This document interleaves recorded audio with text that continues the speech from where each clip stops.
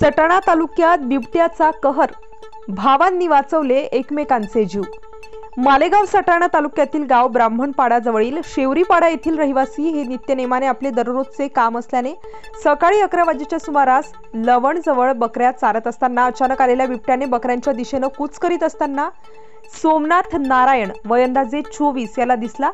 भेदारलेल्या अवस्थेत त्याने त्या बिबट्याला हाकलण्याचा प्रयत्न केला असता बिबट्याने त्यांच्यावर हल्ला करीत त्याला जखमी केलं।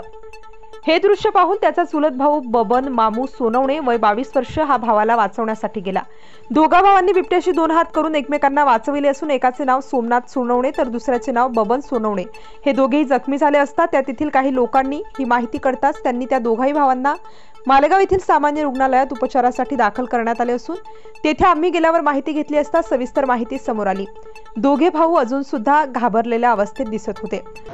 म्हणून नाव सोमनाथ नारायण सोनवणे मना चुलत भाऊ बकऱ्या चारायला झालो होतो। आम्ही दूरच होतो बा।